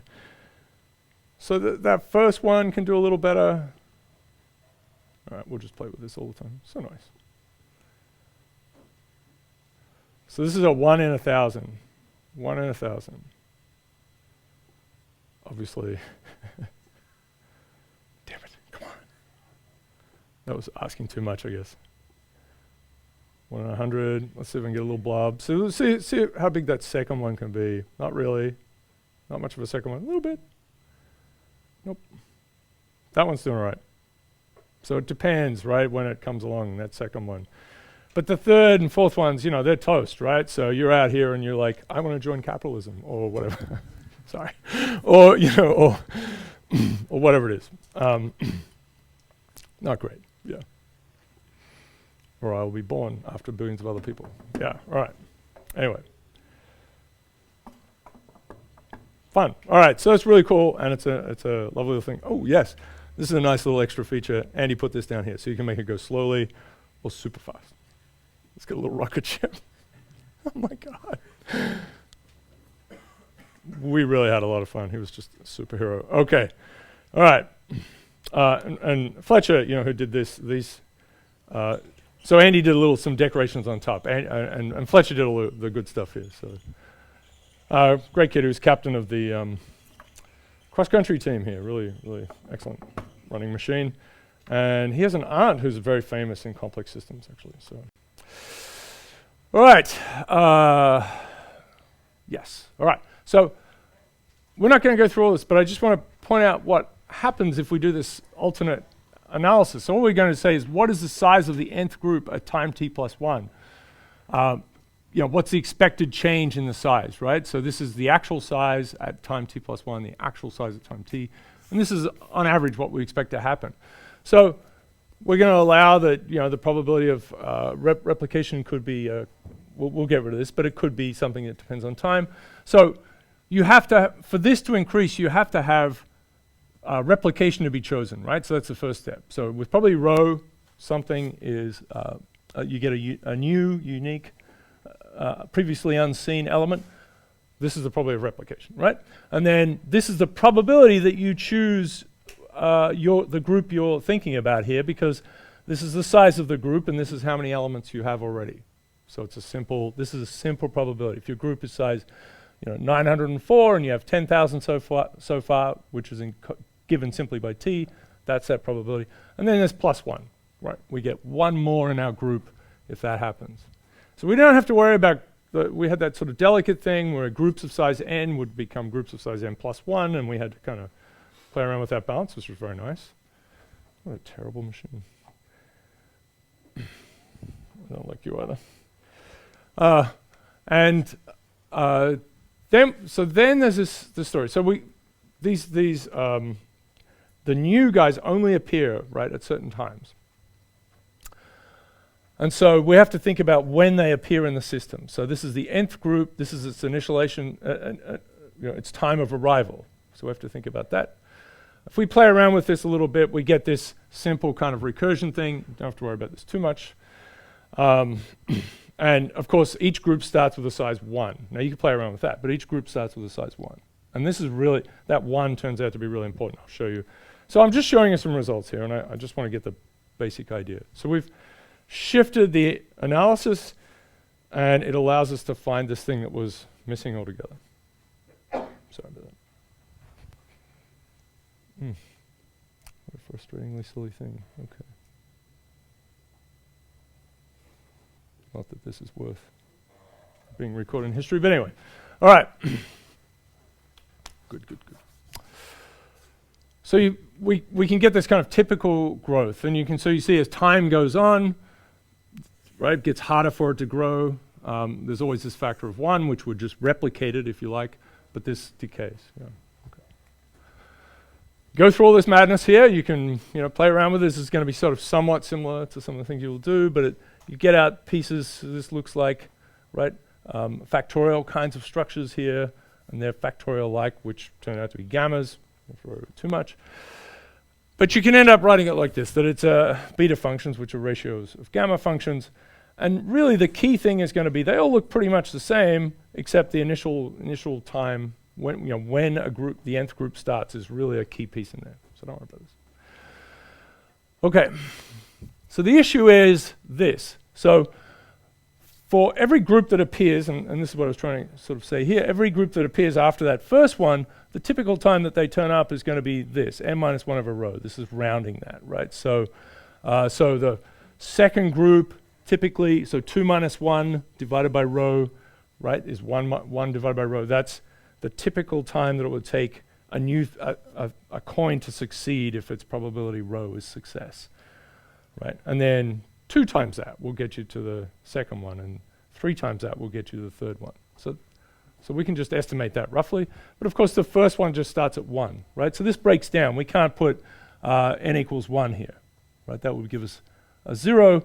We have to put 1. That starts at 1. So this initial condition really matters. And so Simon misses this because he looks at the size distribution. Right, we're getting out the rank distribution, the Zipf rank thing. We're going straight for it. He was looking at the size distribution. And if you look at the size distribution, there's this one, and you've got this, you imagine a Gaussian, right? So you've got a Gaussian, you have this infinity of things in here. And so if there's just this one little character out here, you could easily miss them. And if their size kind of shrinks in terms of how much they count for, then, and which is true over time, then you can miss them, right? So the contribution of that first element actually vanishes, even though you can see how big it is. You get so many of these little ones that eventually it does decay to 0, but it's going to be gigantic. It doesn't apply to the Barabozzi-Albert model, which we will talk about in depth later on. This is one of the two most famous network stories from the late 90s that started complex networks. It's very similar, as I've mentioned. This is the preferential attachment story, very similar in structure to Simon's model, but it doesn't quite apply because there's always a new node there. Right. Just need to put that there so no one has a heart attack. Okay. This is, again, lots of math here, but you don't have to worry about it too much. Let me just tell you what's going on, which is that if we have the nth group, it has k members at time t, what's the probability that it replicates and gets a new one at time t plus tau, right? Tau could be anything you want, right? So 50 time steps from now, and we could be, at 1 million time steps in, and then we want to know, going forward in time, what's the chance it gets one more friend? Seems like a good thing. So you go through all this madness here, and you get this result, which essentially it decays as that time gap, as there's 2 minus rho in here, and there's a k. So if we start off with what's really key here, if we've got 1, k is 1, which is how all of these guys start. Oh, what's wrong with that thing? Then, let's see, k equals 1. This is going to be tau to the minus 2 minus rho. This is almost 2. It's just a little bit less than 2. Less than 2, right? So it's a power law size, it's a decaying power law. No, it's not going to work. It's a decaying power law. And if we use normalize this and integrate it over the whole thing, then we get where it's just stepping into the case of an infinite mean, right? So power law size distributions, the gamma has to be at least 1. When it gets to 2, between 1 and 2, we have infinite mean, infinite variance, all those things. Between 2 and 3, mean is finite, variance is infinite. So this is bad. So if you start later in the game, your probability of getting a new friend is, right, on average, you have to wait an infinite amount of time. You'll get one, but it's like the random walk thing. You will wait for an infinite amount of time. So this is a bad Ponzi scheme situation. Really bad. It's really bad, yeah. So what has to go to infinity for the mean to become infinite? Yeah, so that we've got this decaying power law. We want to find the mean of that. It's a distribution. We want to find the mean of it. And if it's got an exponent that is between 1 and 2, then the mean is infinite. So like the random walk one was minus 3 halves. I know I'm saying positives and negatives. It was 3 halves, so it's between 1 and 2. And so the random walker coming back, the first return, have to wait an infinite amount of time. But they will come back. So, which is really weird to think about. So you could get another one, sure. You could be one of the lucky ones, right? This is why we play, it's why we gamble and so on. So someone will replicate this whole system. There's a new, one of these groups is getting a new member every time. It's guaranteed. But as an individual group, you come into the system, you're given this sort of free entry into the system. This 23rd group will appear, right? It will appear, at some point in time. But the chance of it getting a new one is not good. Okay, so have to wait an infinite amount of time to replicate. All right. Okay, so there are other papers here that are kind of playing around with this, but none of them look at the first character.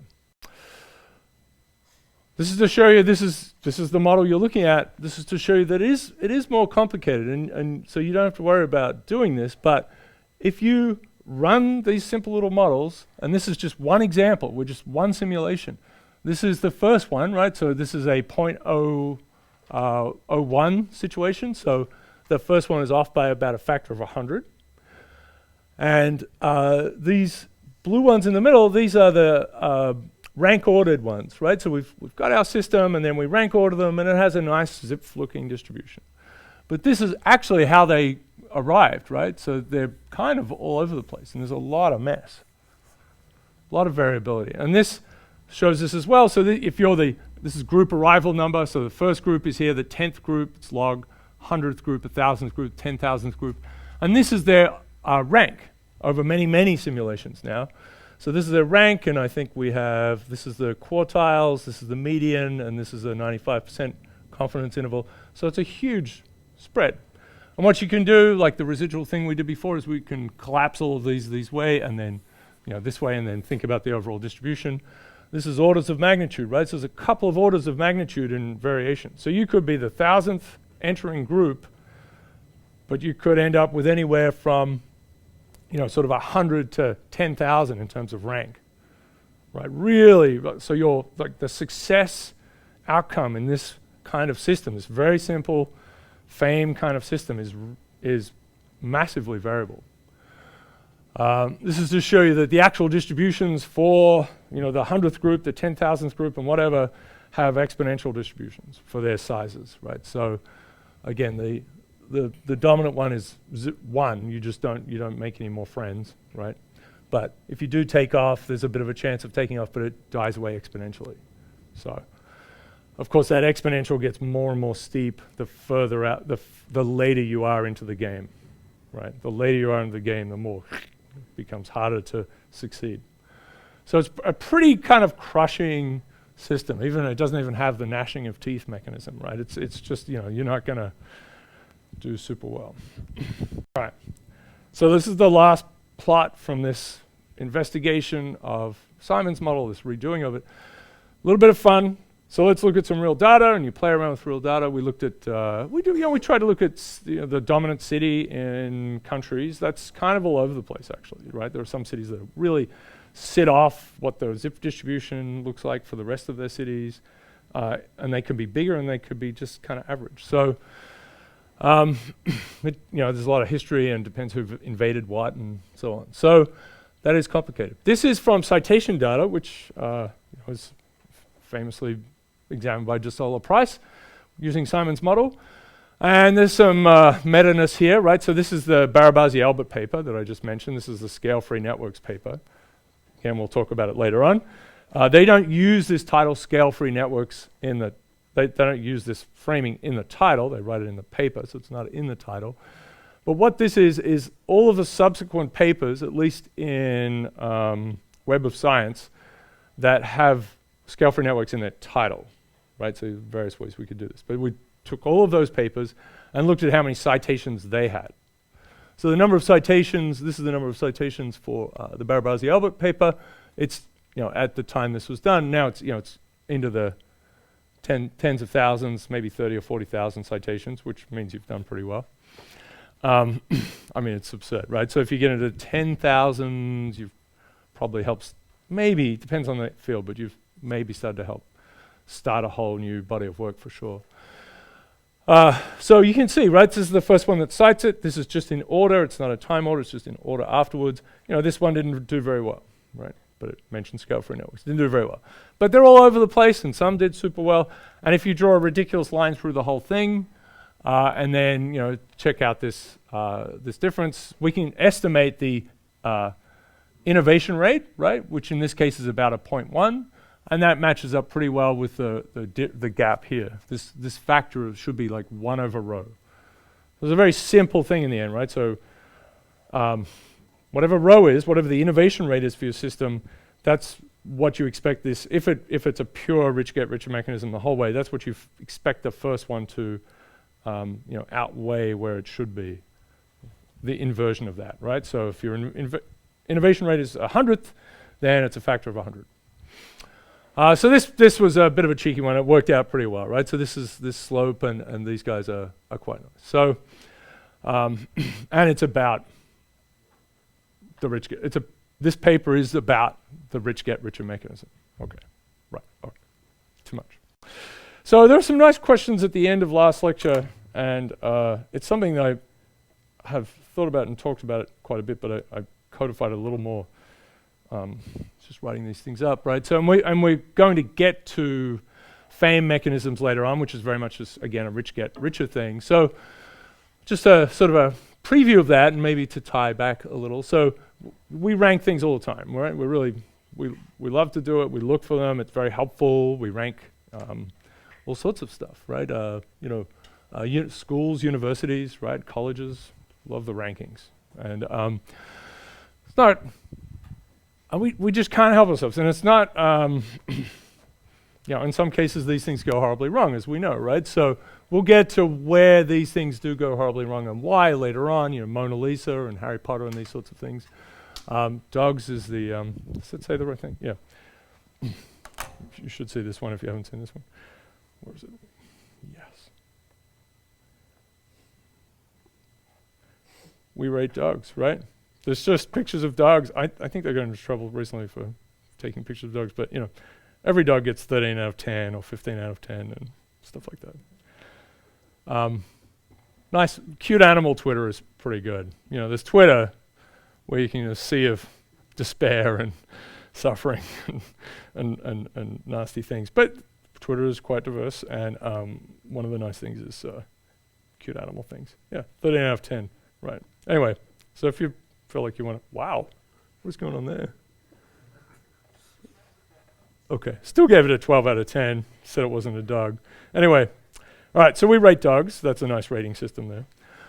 All right, so we like doing this. And of course, because of that, suddenly you have a thing in front of you, and you, of course, look at number one, right? And I'll show later on in the course how we do that. Very gameable, right? Payola, famously in the music industry, you would pay, and to what extent it's done these days, I don't know, but you would just pay to have your song played more on the radio. And of course, you just hear the song over and over again, and you think, well, it can't be that. Must be okay, right?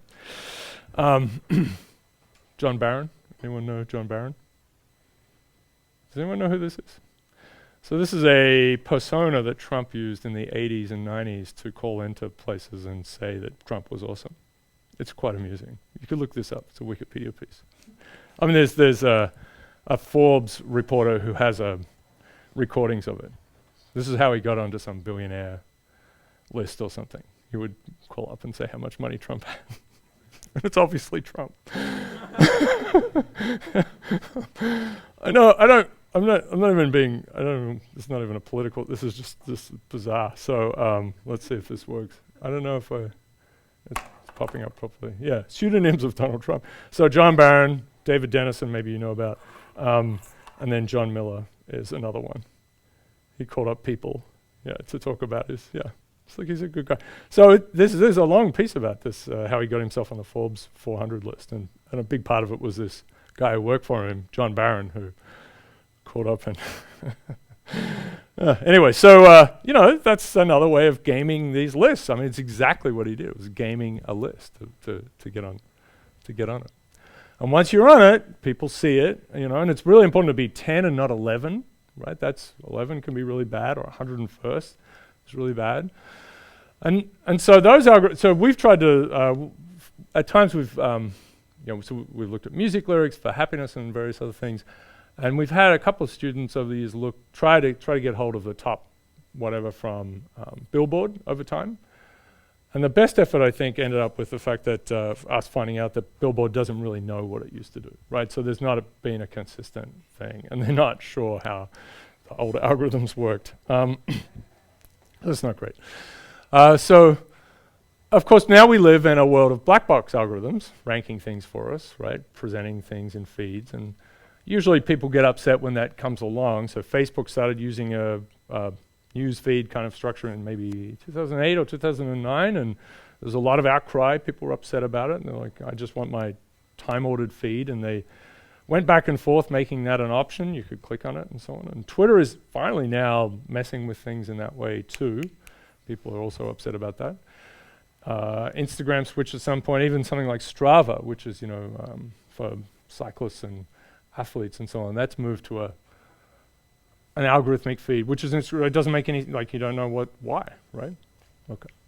So these are these opaque ranking things. And of course, if you don't have a clear way of doing it, I mean, there are all these problems with these other rankings, but now you're in this situation where, whoever runs those algorithms, either they understand it or they don't, right? So you've got some dials on this box, you can tune things up and down.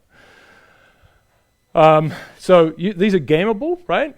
Potentially gameable, but it's hard, right? You can't just call in and pretend to be someone. You have to do some pretty heavy-duty stuff.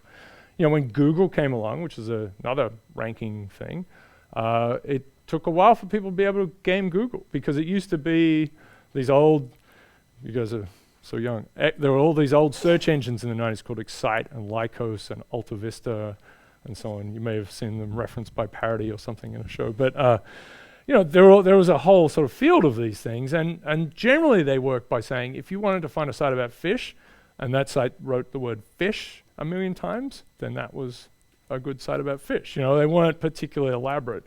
So the gaming for that was to put this sort of invisible metadata thing at the top of your page with the word fish a million times, right? And it was pretty straightforward. It's an arms race. But Google comes along and it's a big network story, right? You have to have pages have to point to each other and so on and so on, and it becomes it's a singular value decomposition thing. But it becomes this, and it's a random walker thing as well. All those things fit in there. But the idea is, this is a good page. This page we trust. We've decided we trust because it's pointed to other pages that we trust, and so on and so on. So there's this big reciprocal thing.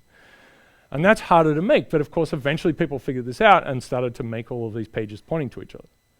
So you can't just make one page. You have to make a little sea of them and get them to point to each other, and then you can trick Google. But then Google evolved beyond that. But it took a longer time. So if you want to mess around with Facebook, again, you need to have some real skills. So, of course, then you can dial these things up and down. You can choose actively to make things spread really strongly, right? Based on if it's getting a few clicks, you can just present it to more people, right? It's not really a list that people now look at. You can just push it out in front of them in all sorts of ways. All right, there's a Spider-Man reference, or possibly Voltaire. Anyway, so I was thinking about this, for many years, and Instagram has been, obviously I'm going to mention this, but Instagram has various problems, right? There's a lot of self-image problems with Instagram, people seeing people who are, better than them, which we'll get to, unfortunately, I think might be just a feature of social networks, just, on average. I've mentioned this, your friends have more friends and so on. So just built in. But Instagram has avoided having regramming, right? Not like retweeting or sharing things. It doesn't have that. So that tamps down the forest fire kind of nature of these, some of these social media outfits that, usually, they want you to spread it, right? So it takes off. But there's none of this. So it's sort of, and links don't work, right? You can't put links in. You can put a link in it, but it's not live. So that sort of just slows it down. And this is all very controllable. I mean, that's a very structural choice. But, in the black boxes, you can also tune the knobs a little bit to, maybe not push things out as much. And we'll look at voting later on, depending on how much something is presented to people as a function of past success. You either can get everyone to sort out the ordering of everything if there's some underlying quality distribution, or no one can collectively find it out, right? Because the things that got in front early on keep getting pushed in front of people. So there's this early success leads far too much to success, and it gets divorced from quality. So, that's, people want that, right? They keep asking for it, but in fact it could lead to, disaster. So, and New York Times, which has all sorts of terrible things come out of it, but there was an interesting piece here which lists a few of these things, and I think regramming was one of them. Do I have it? Yes. I guess it's here. Yeah. Instagram, let's see, it's too much. Well, they just, the two heads of Instagram just left. Is that true? Right? Yeah, they just left Facebook. So, I don't know why this isn't doing it. So, things aren't going well. So it's visuals, right? You have to actually do something and put it up. You can't, reposting doesn't work. No links. This is their list. And then no regramming, I guess, was in there as well. And bad actors are unavoidable, but it's containable. Maybe, yeah, but it's interesting. I mean, Facebook has come under a lot of scrutiny, of course. Anyway, this is this rich get richerness, and of course we're moved a long way away from that model, but it's there, right? There's this replication, more elaborate ways of doing it. Now we've got this big sophisticated panopticon that's getting everyone's information and feeding it back to you, right? And there's some way of doing that. It's not a simple adding up beans thing. Oh, it's adding up lots of different kinds of beans. All right.